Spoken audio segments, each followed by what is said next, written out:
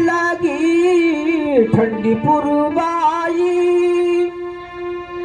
माँ के दर पर बजी है सहनाई। देखो चलने लगी ठंडी पुरवाई, माँ के दर पर बजी है सहनाई। और पंडित जी साथी में ढोल नगाड़े बजने लगे, फिर भी तो मुन्ना जगे। जागो जागो प्यारे भक्तों, सुबह हो गई।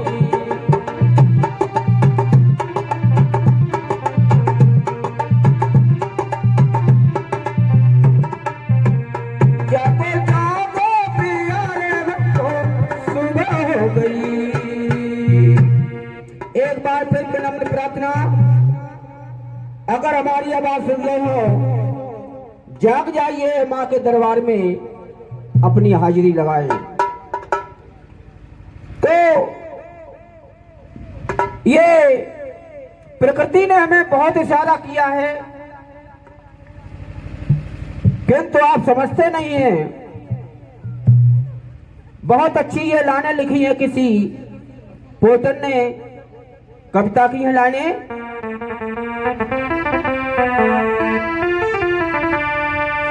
सूरज सिखलाता है हमको रोज सवेरे उठना,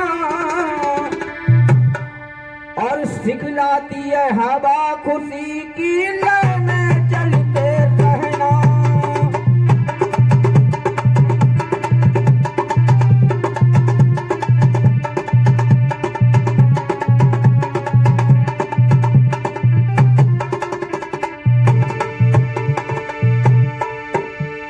चांद हमें सिखलाता है हम सबको देना उजाला,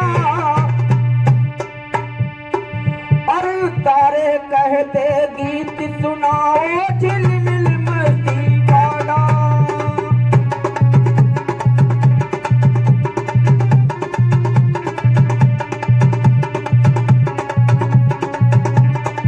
तपना कोई भी चोट अगर दे उसको ली, चाहे कितना तूफान चले, आंधी आए, वर्षा हो, ठंड पड़े, गर्मी पड़े, तारों से सीखिए हमेशा जो है, चाहे बादल हो चाहे कुछ भी हो, मुस्कुराते हुए टिमटिमाते हुए मिलेंगे। मानो को धूप में तपता है और छाया किसको देता है? हटा है। और तुम क्या करते हो? सब हमारा हो जाए, सब हमारा हो जाए, सब हमारा हो जाए। कोई पथिक अगर जाता है, कितना भी पसीना हो, और उसके ठंडक पर खड़ा हो जाता है, पसीना सूख जाता है, बड़ी शांति मिलती है। और एक गलती और करता है मानव, उस पेड़ की डाली को तोड़ करके फेंक देता है, फिर भी आपसे नाराज नहीं होता है और आपको फल देता है। सीखिए इनसे। और तुमसे अगर कोई ऐसी टेढ़ी मेढ़ी बात कह दे तो 6 महीना बोलेंगे नहीं। बोलिए सच्चे दरबार की। याद रखिए, इनसे सीखिए। और कथा बड़ी हम शॉर्ट में लेके चलेंगे। आइए, ये कथा 2 बहनों की है, प्रेम की कहानी है। और कहते हैं इसे कथा तारा रानी जब तक नहीं होगी तब तक हमारा जागरण पूरा नहीं होता है।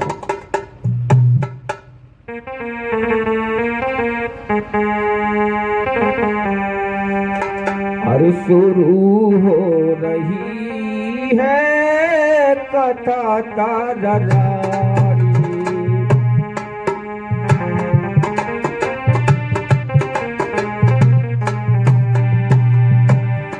शुरू हो रही है कथा तारा रानी, 2 बहनों की है अमर कहानी।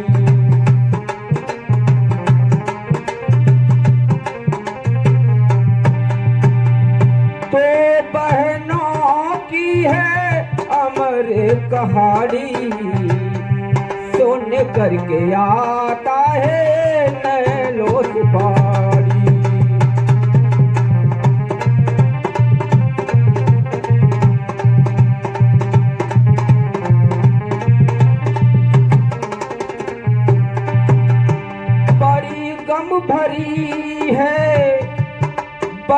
दुख भरी है ये दोनों की कहानी, दो बहनों की है अमर कहानी।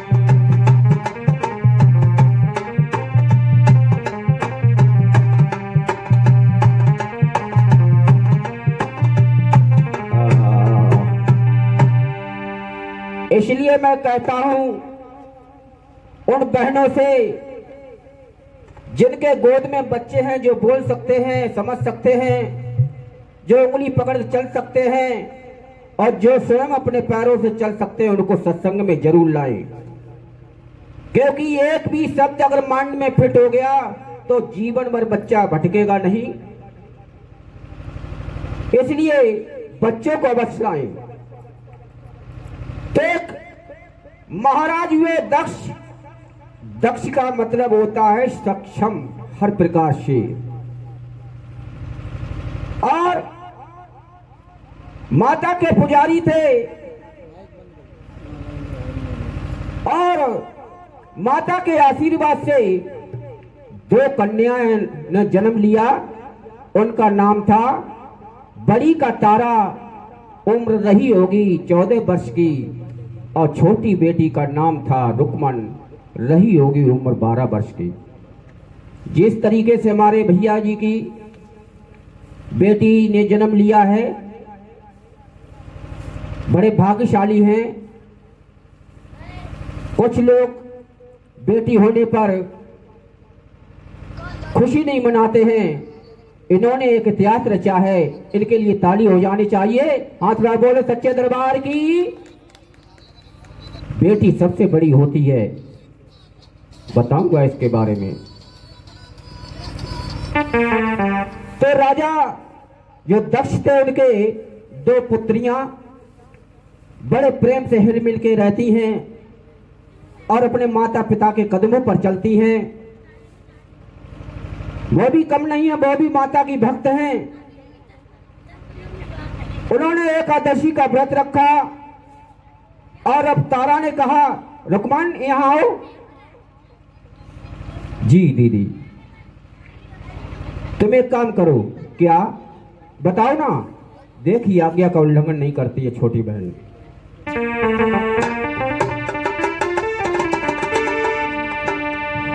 सुनो मेरी बहने, मानो मेरा कहने, तुम बाजार जाना,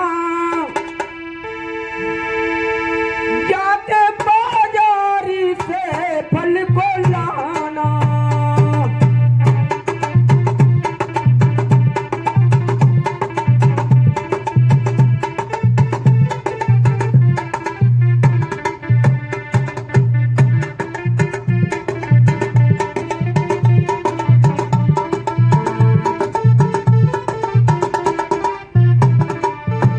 सुनो मेरी बहन, मानो मेरा कहन, बाजार जाना, जाके बाजारी से फल लाना।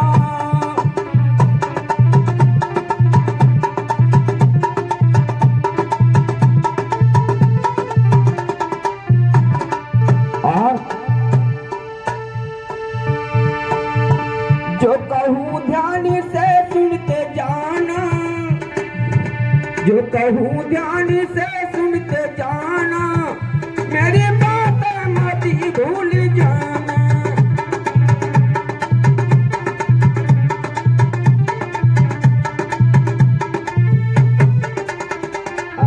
बहुत समझा बुझा करके बाजार को भेजती है, मगर भक्तों जो कोई अच्छे कदम उठाता है, सही राह पर चलता है, तो विघ्न डालने वाले तमाम मिल जाते हैं। आज बेटी का मन घूम जाता है और जो तारा ने बताया था कि ऐसा काम मत करना जिससे कि तुम्हारा जीवन खराब हो जाए, चलते चलते बाजार में क्या देखती है, भूख लगी हुई थी, उसने मछली के पकौड़े खरीद करके खा लिए। अब जब खा लिए तो खा करके लौटती है। मानो हजारों बिच्छुओं ने डंक चबो दिया हो। आज दांतों से ओंठ काटने लगी तारा, पैर के अंगूठे से धरती को खोदने लगी। इस लड़की ने क्या कर दिया? जिस तरीके से लक्ष्मण रेखा को सीता जी ने तोड़ दिया, इसी तरीके से इसने भी मेरी बात नहीं मानी और कहने लगी, क्या तेरी कसमें हुई, क्या तेरे वादे हुए।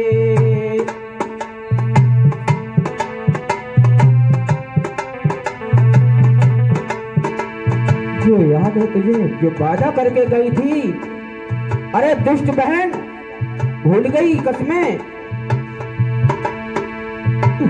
तूने क्यों सोचा नहीं, तूने क्यों सोचा नहीं मांस को खाते हुए।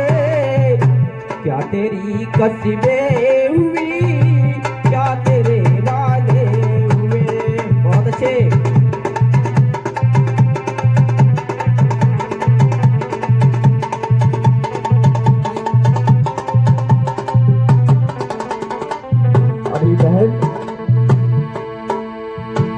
और कहने लगी,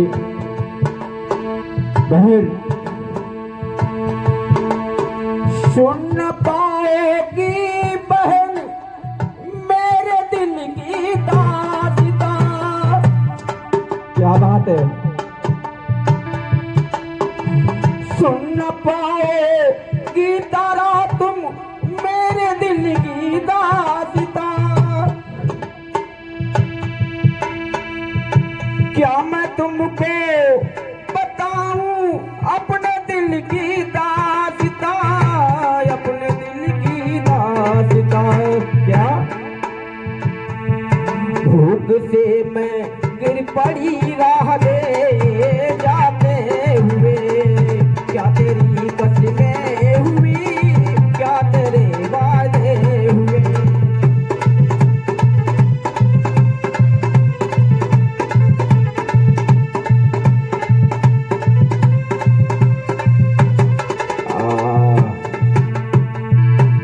आज तारा को रुकमन समझाती है, बहन मुझे इतनी जोर से भूख लगी हुई थी, मैं भटक गई, तुम्हारी बातें भूल गई और मैंने ये कदम उठा लिया। अब क्या होगा? आज रुकमन सर नीचे डाले हुए तारा कहने लगी,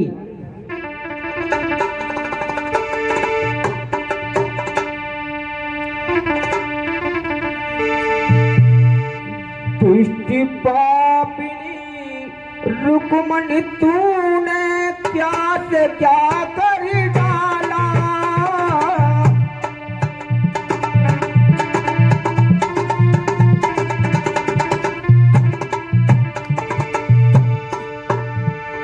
दुष्ट पापिनी रुकमन तूने क्या से क्या कर डाला।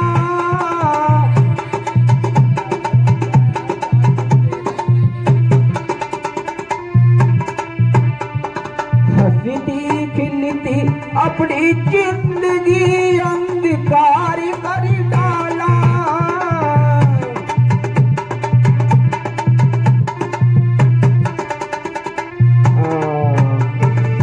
ये क्या तूने कर डाला? अब तो तेरा नरक जीवन हो गया है। अब शराब देती है। अरे दुष्ट पापनी, तुझे ज्यादा मांस खाने का शौक था, जब मैं तुझे शराब देती हूँ इस मानव योनि को छोड़ करके छपकली बन जाएगी तू। जो इतनी बात सुनी तो आज रुकमन है रोने लगी। बहन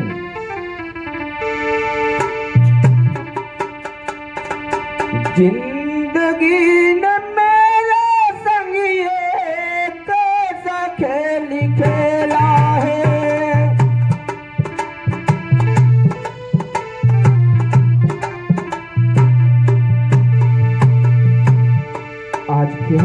लिए जिंदगी न मेरे संग ये कैसा खेल खेला है।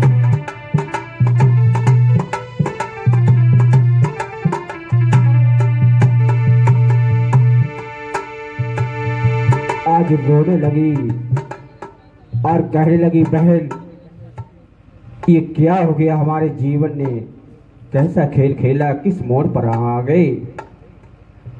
कोई गलती करता है उसको सुधारा जाता है, मैं सुधारने को तैयार हूं, मैं स्वीकार अपनी गलती करती हूं।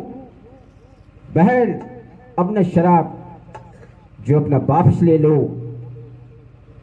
नहीं, कहती है तारा, मुंह से निकली हुई बोली बंदूक से निकली हुई गोली और कमान से निकला हुआ तीर कभी वापस नहीं आ सकता, तुझे ये दंड भुगतना ही होगा।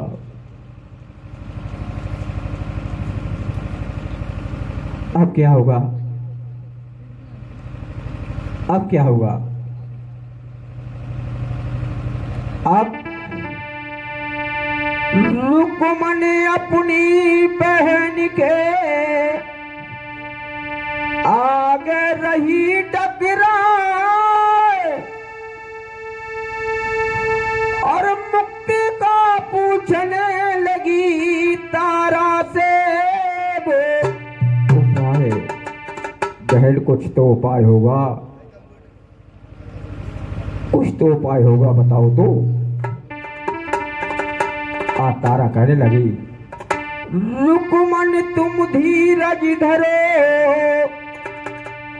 होता क्या पछताए, लिखे विधाता ने वो मिट सकेगा न, कोई नहीं मिट सकता इसको। जो कुछ लिखी विधाता ने होनी बड़ी बलवान है, अगले जन्म में बेटी करना त्याग और बलिदान है। अब तो जो तुम्हें दंड तो भुगतना ही पड़ेगा। दो शब्द याद रखना हमारे, अगर तुम्हें पुण्य है, मानव योनि अगर पानी है तो अच्छे कार्य करेंगे। वो कार्य क्या है? दूसरों की भलाई करना, त्याग करना और हो सके तो अपने शरीर को बलिदान कर देना। ये तो याद रखना।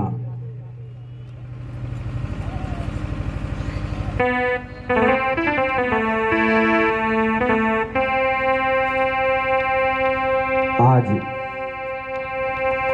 लिया मांस मैंने खाए पापनी, ये क्या से क्या कर डाला, अच्छी खासी अपनी जिंदगी अंधकार कर डाला।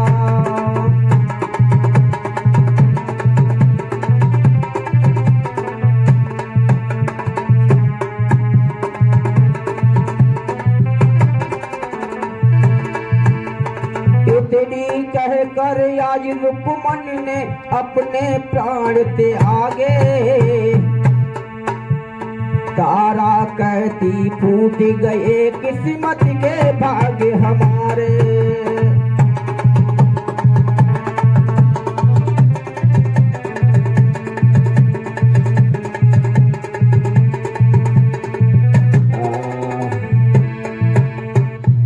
जब भी कहते हैं बोलने से पहले 10 बार सोचो। आज तारा के आत्मा से ऐसी बात निकल गई, वो होके मिटेगी। तारा बहुत दुखी है। जब आंखों के सामने प्राण छोड़ देती है, तारा बड़ी व्याकुल है, ये मैंने क्या कर डाला। इसलिए कहता हूं बड़े सोच समझ के काम करना। चाहे मित्र हो, चाहे बहन हो, चाहे भाई हो, चाहे पति हो, चाहे पत्नी हो, ये एक बार मिलते हैं, अगर चले गए दोबारा मिलने वाले नहीं हैं। उनकी याद बनी रहती है। कश्ती बोही रहती है, तूफान चला जाता है, और याद बनी रहती है, इंसान चला जाता है। इंसान के कारनामे याद किए जाते हैं, उन्हीं का इतिहास बनता है।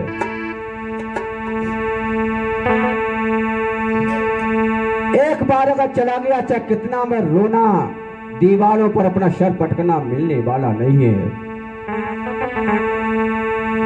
एक बार खो करके मिलेगा न रो करके, सच्चा साथ जीवन में दोबारा न पाओगे। एक बार खो करके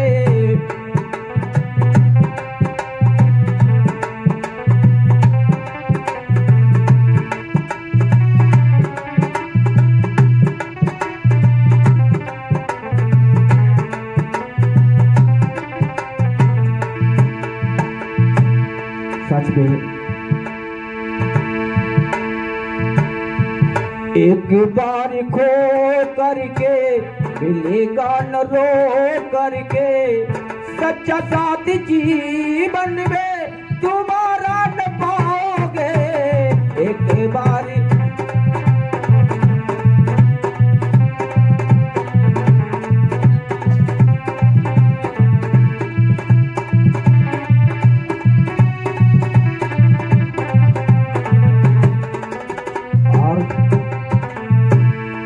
पति हो या पत्नी, हिल मिल के रहिए, जो नसीब में है उसके गुजारा करिए।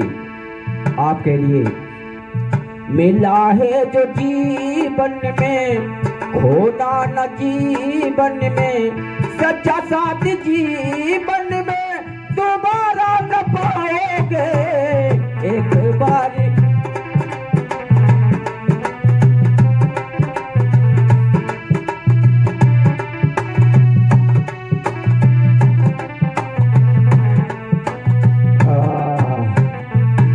कितना भी रोना, दोबारा मिलने वाला नहीं है। तो भाई भाई झगड़ते हो, बहनों बहनों झगड़ते हो, माँ बेटे झगड़ते हैं, पति पत्नी झगड़ते हैं, झगड़ना बंद कर दो। कुछ नहीं बचेगा, सभी पड़ा रह जाएगा, कुछ नहीं ले जाओगे, केवल किए हुए अच्छे कार्य। और जो अच्छे कार्य करता है जानते ही हो, तो कभी दुखी रह ही नहीं सकता है। उसको माता पहले अपने गोद में बैठाती है, और तारा सूख करके कांटा हो जाती है, न खाती है न पीती है। तारा कहती है तुम्हारी याद आती है, बताओ क्या करें रुकमन, तुम्हारी याद आती है, बताओ क्या करें रुकमन।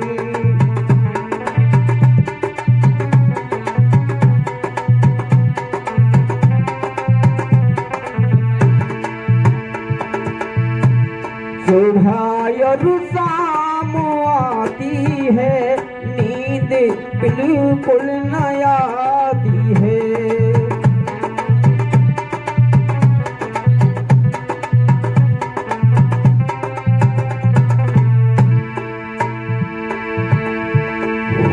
हे रुकमन मुझे माफ कर दो, मैंने तो तेरे भलाई के लिए बोला था, मगर ये सच हो गया।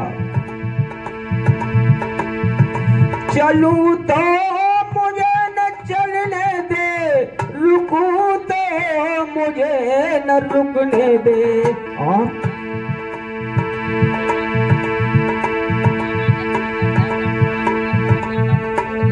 लगेगा भूख प्यास हमको, बताओ क्या करें रुकमन।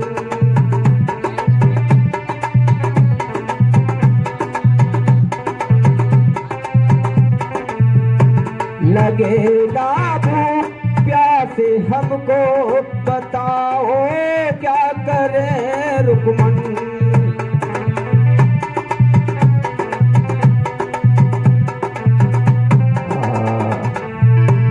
अब क्या करूं, आज सूख करके कांटा हो जाती है, चैन नहीं है, रात में नींद नहीं है, न खाती न बतलाती है, परेशान दक्ष भी है। जो मित्र था वो चला गया, अब कभी लौट के नहीं आएगा। इसलिए हम आपसे भी कहते हैं झगड़ना बंद कर दो, प्यास से मिल के रहो। इन भैया ने बड़ा अच्छा कार्य किया है, जो आप लोगों को यहाँ बुला करके एक मंच पर बैठाया है, जोड़ा है। ये इन्होंने महान काम किया है। अगर ये हमारी बेटी जन्म ना लेती तो आप लोग यहाँ कैसे आते, हम कैसे आते। कितने सौभाग्यशाली हम लोग हैं। तो आज मुक्ति मिल जाती है और वो छपकली के यानी कीड़े मकोड़े के योनि में चली जाती है। छपकली का जन्म मिलता है। छपकली हो, कोई जानवर हो, चाहे मनुष्य हो, सोसाइटी बहुत जरूरी है। आज वो छपकली कहां रहने लगी? जो बहुत बड़े महान संत हुए हैं, गुरु गोरखनाथ के आश्रम में रहने लगी। बोलिए सच्चे दरबार की। वहां पर बहुत अच्छी अच्छी बातें सीखती है और वही याद रखे है त्याग और बलिदान। फूंक फूंक के पैर रखती है, कोई हमसे गलती ना हो जाए। और वहां रहने लगी आश्रम में। एक दिन की बात है, उस आश्रम में गुरु गोरखनाथ का एक शिष्य था, बड़ा घमंडी था, तप कर रहा था। वैसे तो तपस्वियों को कभी गुस्सा नहीं आनी चाहिए, बड़े शीतल होने चाहिए।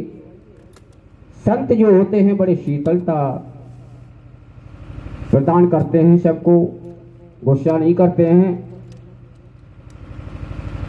तो एक गुरु गोरखनाथ का शिष्य तप कर रहा था, आंखें बंद हुई थी, बगल में कमंडल रखा हुआ था, उसमें थोड़ा जल था, चिमटा गड़ा हुआ था।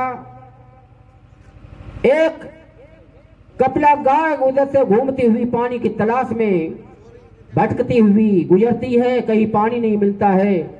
तो देखा उस कमंडल में थोड़ा जल था, उसने मुंह डाल करके जल को पी लिया। जब जल पी लिया तो उस तपसी ने अपना चिमटा ले करके रिंकू भाई इतना मारा, लहूलुहान कर दिया उस गाय को। गाय क्या, कोई भी हो प्राणी आपके द्वार पर आता है तो एक गिलास पानी पिला दे, यही सबसे बड़ा आपका काम हो जाता है। निराश होकर के नहीं जाना चाहिए कोई द्वार पर। आज उसने जब लहूलुहान कर दिया तो आश्रम में खलबली मच जाती। गुरु गोरखनाथ को गुस्सा आता है और कहा, दुष्ट, तू मेरा शिष्य नहीं हो सकता है, तूने एक प्यासी गाय को लहूलुहान कर दिया है। अब तू हमारे आश्रम में नहीं रहेगा और तू यहां से निकल जा। जब उस शिष्य को निकाल दिया तो मारे गुस्सा के मारे रिंकू आग बबूला हो जाता है। वो कहता है, उसने ठान ली इस गुरु से बदला जरूर चुकाऊंगा। ये कैसे शिष्य हो सकता है बताइए? गलती करता है फिर दोबारा जो है क्या नाम बताइए, हमला की बात कर रहा है। मौका आने पर जरूर से गुरु को बताऊंगा। गुरु गोरखनाथ ने वहां भंडारा किया, यज्ञ रचा। उस यज्ञ में खीर बनाई गई, बहुत सुंदर खीर बनाई गई, बड़ी कढ़ाई थी,